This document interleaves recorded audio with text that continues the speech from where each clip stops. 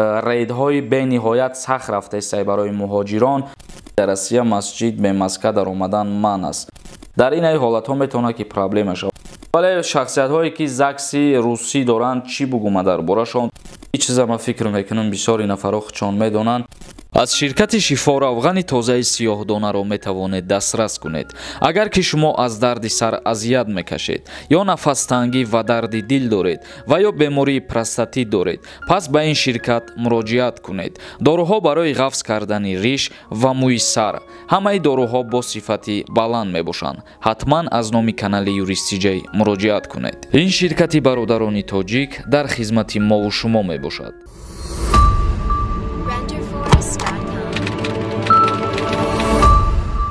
ассалому алайкум ба ҳама тамошобинони барномаҳои канали юристиҷей, барномаҳои Сорбон Сафаров. тамошобинони азиз, дар видеои имрӯза мо ба шумо мефаҳмонем сину соле ки дар призифи баҳорӣ ба хизмати ҳарбӣ даъват карда мешаванд ва комментарияҳоро баъдан мехонем, ба саволотон ҷавоб мегардонем. видеоро бо диққат то охирша тамошо кунед. дар призифи баҳорӣ шаҳрвандоне ки соли таваллудшон 1995 то 2004 мебошанд, ба хизмати ҳарбӣ даъват карда мешаванд. вале дар иҷа моҳошам ба назар бигирем тамошобинони азиз. мисол мегирем, агар соли таваллуди 2004 ки оли 18 сола шидагӣ набоша, вай ба хизмати ҳарбӣ даъват карда намешавад. ё ки соли 1995 ки алакай полни 27 соларо пир кардагӣ боша ва 28 ромадагӣ боша, вай низ ба хизмати ҳарбӣ даъват карда намешавад. вобаста аз моҳоша ба назар бигирен.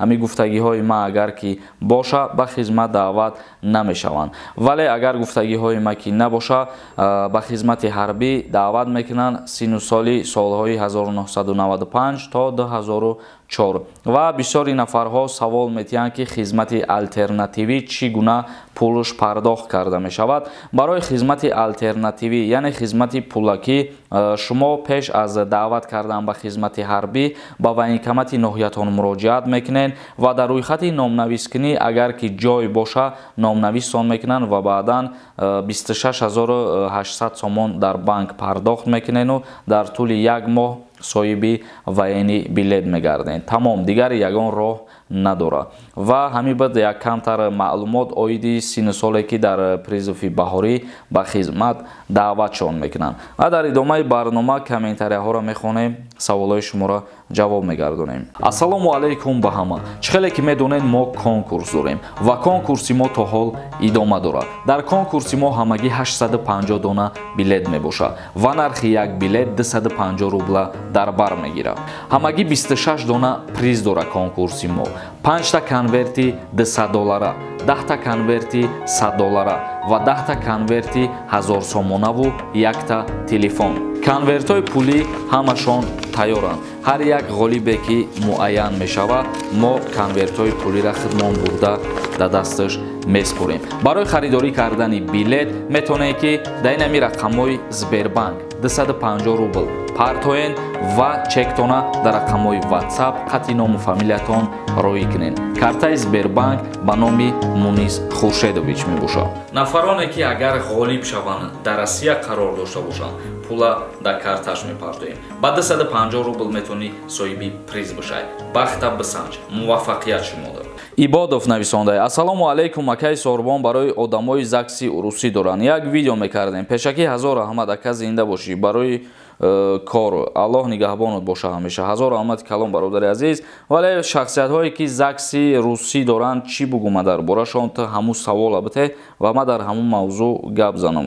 барое ки ҳозир ман намедонам дар ин саволи та чӣ ҷавоб гардонам ва чиро бифаҳмонам. носиров нависонда: муборак шавад 100 000, илоҳо аз ин ҳам зиёдтар шавад. доимо пешравӣ ва барор. ҳазор раҳмати калон. ҳамаш дастгирии шумое ки мо соҳиби 200 000 обуначӣ шидем ва худо розӣ боша боз ба дастгирии шумо аз идам зиёдтар мешем. ай ҳаматон миннатдорум. аъзам нависонда: салому алайкум, акай Сорбон, ман 17 сола баъди 15 рӯз да 18 сола мешавам. патент документ надорам, маро штраф намекунанд.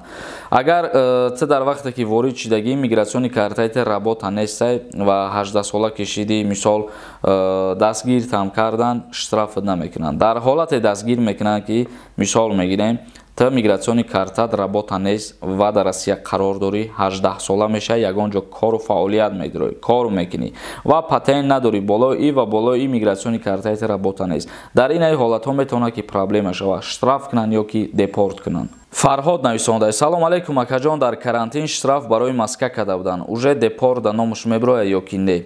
Дар 1 сол агар зиёда айдата административни правонарушения шава, баъдан метавонад ки номаш дар депорт биброяд. Якта боша ҳичи гап надора ва ҳар як штрафе ки шумо меспорен дар базаи ҳамун ФМС то муддати 3 сола места ва баъди 3 сол база метавонад ки боз тоза шава, ҳамун штрафҳо нест шаванд айноми шаҳрвандо. Вале айни ҳол чихеле ки ман дар видеои динангим қайд карда будам, рейдҳои бениҳоят сахт рафта истай барои муҳоҷирон бе ягон основания дар раҳ рӯ меқапанд, документа мегиранд, проверка мекунем, меган ба номат штраф менависонанд, ты худат дарак надорӣ. Ба ҳамин хотир ҳар нафареро ки дар роҳҳо барои документша проверка кардан дастгир мекунанд, бо эҳтиёт бошед ва нигоҳ кунед ки ба номи шумо штраф нанависонанд ё ки шуморо депорт накунанд. Чунки айни ҳол қарори президенти Федератсияи Россия ки ҳама шаҳрвандои хориҷӣ тафтиш карда шаванд. Шахсиятҳое ки бе документанд,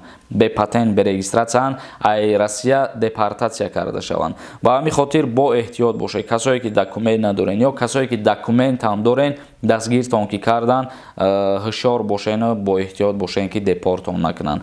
Ба ҳамин хотир як тавсия метавонам ба ҳамаи шумо, касое ки агар дар ҳамин ҳолатҳо ғалтидагӣ бошанд, метавонен ки проверка кунен ки шуморо депорт кардагӣ ҳастанд ё ки не. Барои проверка кардан як рақама дар рӯи экран мемонам, дар WhatsApp-аш муроҷиат кунен, проверка мекунад ки шумо депортен ё ки депорт нестен. Хоҷаев нависонда: ассалому алейкум бародар, барои як хел беақлои дига бугӯ ки дар Россия масҷид бе маска дар омадан ман аст. Ин чиза ман фикр мекунам бисёри нафаро худшон медонанд. Боз мегӯм ки эҳтиёт кунед, дар куҷое ки набошед, мисол масҷид намозхонӣ мерен ё ки метро мерен ё ки таргови центр мерен, ҳар куҷое ки мерен қонуну қоидаро риоя кунед, то ки айни ҳол вазъият нисбати шаҳрвандони хориҷӣ камтар сахт шидагиай рейча дар назар дорам ва қонуну қоидаро риоя кунед, то проблемаи зиёдӣ барои худтон нашавад. Миша нависонда: ассалому алейкум Сорбон бародар, барори кор шумода, агар мо ҳуҷҷатам дошта бошем, боз ғам метиҳанд. ин чиза ма дар чӣ дидам, бисёр видеоҳое ки дар YouTube партофтан, дар дигар шабакаҳои интернетӣ партофтан, сиёмка кардагиан мардуми тоҷик, мардуми узбек, умуман мигрантҳо сиёмка карда партофтагиан.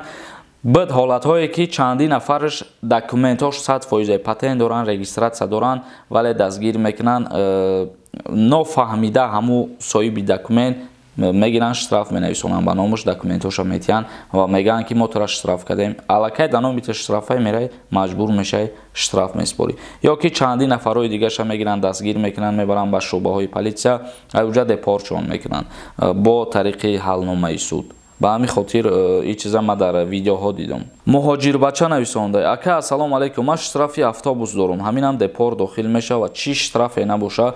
Ман гуфтаистам ку зиёда айдата административни правонарушения кишид, вай ба рӯи хати депорт дохил меша. Фарқ надорад чӣ штрафай. Сайф Раҷабов нависонда: барои чӣ ҳамихелӣ кардестан?